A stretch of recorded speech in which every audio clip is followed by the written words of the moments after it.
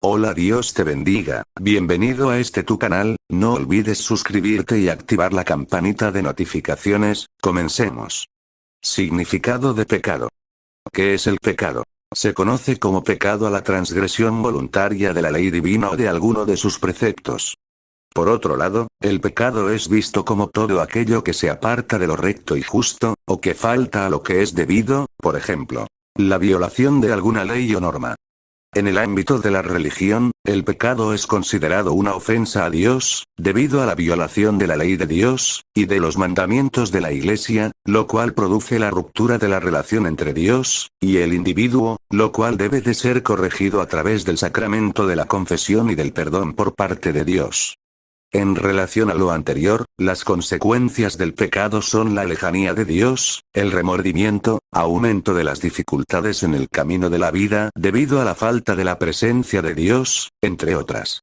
Es por ello, la importancia por parte del individuo del arrepentimiento, y la búsqueda de la salvación en Dios. En la Biblia, el pecado es nombrado en un sinfín de veces en el libro sagrado, tanto en el Antiguo Testamento, como en el Nuevo Testamento, empezando por el pecado original, ejecutado por Adán y Eva. Por otro lado, el pecado es el exceso o defecto en cualquier línea, puede ser considerado como aquello que demuestra maldad, o perversidad, como por ejemplo, botar la comida, existiendo tantos individuos pasando hambre, e incluso muriendo por causa de la misma. En relación a este tema, se alude el término pecador como adjetivo que apunta a todo individuo que peca. En relación a este punto, el pecador está sujeto al pecado, o puede cometerlo. En inglés, el término pecado es sin. Vea, también se dice el pecado pero no el pecador.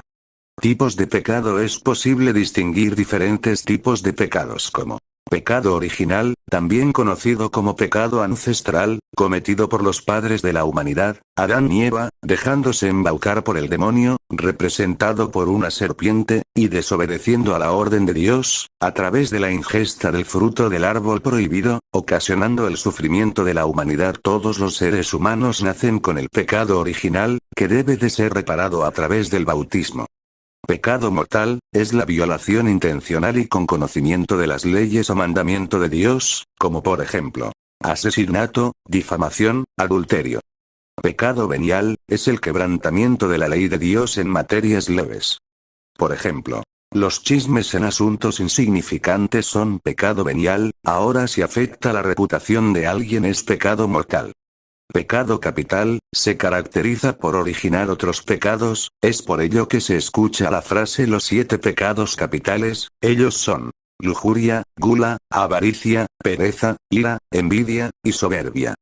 Pecado de omisión. El pecado de omisión, tal como lo indica su nombre, es la falta de acción o voluntad por parte de personas con buena fe, por lo cual se puede inducir que es por ello que la maldad siempre triunfa, debido a la inexistencia de individuos que alcen su voz contra los actos impuros, o malignos.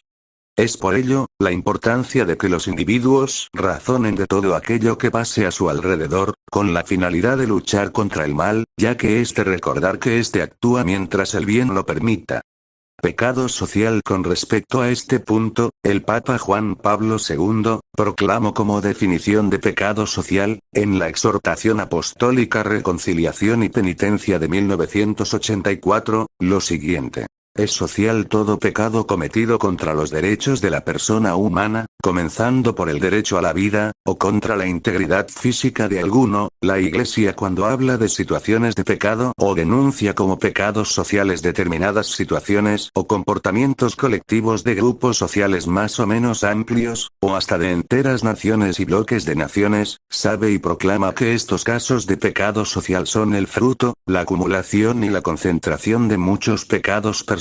Pecado de muerte. El pecado de muerte, es visto como todas las acciones deliberadas, conscientes, continuas, y sin falta de arrepentimiento, que llevan al pecado. En este punto, Juan en el Nuevo Testamento establece: si alguno viere a su hermano cometer pecado que no sea de muerte, pedirá, y Dios le dará vida. Esto es para los que cometen pecado que no sea de muerte. Hay pecado de muerte, por el cual yo no digo que se pida. Juan 5,